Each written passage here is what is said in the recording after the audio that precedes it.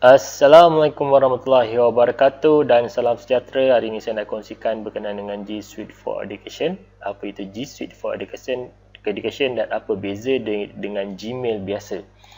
Okey, kita tahu G Suite for Education ni untuk pengetahuan ianya adalah satu-satu produk daripada Google. Bila kita menggunakan Google, kita kena yang pertamanya kita kena register email untuk kita dapatkan menggunakan produk-produk lain seperti Google Drive, Google Classroom, Google Doc, Google Slide, Google Sheet, Google Form, Google Calendar ataupun last sekali adalah Google Site. Okey, apa beza Google Free dengan G Suite for Education ni? Yang pertamanya, Google Free ni dia tiada konsol pengurusan. Konsol pengurusan macam kita nak setting lah. Kita nak setkan kita punya account kita ni macam mana dia punya interface dia dan macam mana ia berkomunikasi di antara satu sama lain.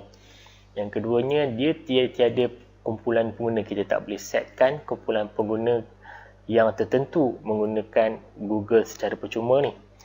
Yang seterusnya, kita hanya menggunakan @gmail.com. Sebenarnya kalau kita register akaun kita atas nama ABC, dia akan jadi abc@gmail.com. Seterusnya, dokumen boleh dikongsi melalui pautan yang diberikan saja. Anda tak boleh nak kongsikan secara automatik dokumen-dokumen tersebut. Dokumen tu anda kena bagi link dia. Sama ada link kepada sesuatu dokumen tersebut, sama ada slide, Google Doc ataupun dalam bentuk sheet, kena bagi link kepada orang-orang yang anda kendaki. Okey. Seterusnya, simpanan data dalam Google Drive hanya 15 GB sahaja menggunakan Google secara percuma ni. Jadi kita tengok apa beza dia dengan G Suite. Yang pertamanya, dia ada konsol pengurusan. Kita boleh uruskan sendiri dalam kita punya konsol. Kita boleh set siapa super admin, siapa admin, dan fungsi setiap admin tu kita boleh setkan dia. Takat mana fungsi yang boleh dibenarkan untuk tiap-tiap admin tersebut. Kita boleh set untuk kumpulan pengguna. Mana kita boleh kumpulkan ini adalah pengguna pengurusan, ini adalah pengguna sebagai pelajar, ini adalah pengguna sebagai pensyarah dan sebagainya. Dan dalam masa yang sama kita boleh deletekan dia pengguna tersebut. Sekiranya kata pengguna itu tidak lagi berada di dalam institusi kita boleh deletekan akaun tersebut. Seterusnya, kalau kita tengok sebelum ni kita menggunakan @gmail.com. Dengan G Suite kita boleh menggunakan domain kita sendiri, domain institusi kita sendiri, di mana saya berada di kkpsa.edu.my College Community Pasir Salak. Jadi saya menggunakan domain email saya akan jadi contoh kat sini razwan@staff.kkpsa.edu.my. Tidak lagi menggunakan @gmail. Sebenarnya dokumen boleh dikongsi dalam organisasi. Kita boleh setkan dokumen tu boleh dibuka dalam organisasi saja. Maksudnya kat sini dari segi privacy, dari segi safety, dari segi kawalan dokumen itu kita sendiri boleh kawal tanpa boleh didedahkan oleh orang lain. Contohnya kalau dalam organisasi kita, kita share dalam organisasi kita.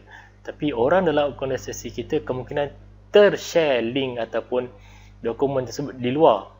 Walau bagaimanapun, orang luar dia tak boleh nak buka link tersebut. Kalau dia buka link tu pun dia akan keluar mengatakan kita perlukan akaun di dalam, anda bukan berada dalam domain ataupun anda perlukan permission untuk buka dokumen tersebut.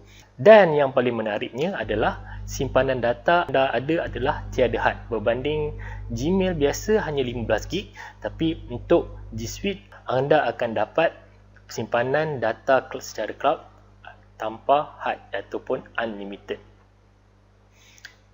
Jadi untuk cadangan pengurusan sekiranya di institusi masing-masing, saya mencadangkan yang pertamanya email untuk setiap penjawatan utama pengurusan lah. Contohnya pengarah, timbalan pengarah dan sebagainya. Kerana apa? Biasanya orang-orang ni akan bertukar. Sama ada naik pangkat ataupun reshuffle mana-mana lah. Pemutihan ke apa kan. So email ni biar kita kekalkan. Email untuk setiap pensyarah kita bagi. Sebab di institusi pendidikan, kita tahu kita berinteraksi ataupun kita memberikan perkhidmatan pendidikan kepada pelajar. Jadi pentingnya email untuk setiap pensyarah ni supaya kita dapat menggunakan aplikasi Google Classroom dengan secara maksima. Sebab yang pertamanya dia ada simpanan data unlimited secara cloud. Jadi data-data pelajar tu dapat disimpan dalam tempoh yang lama. Dan email untuk setiap staf pentadbiran.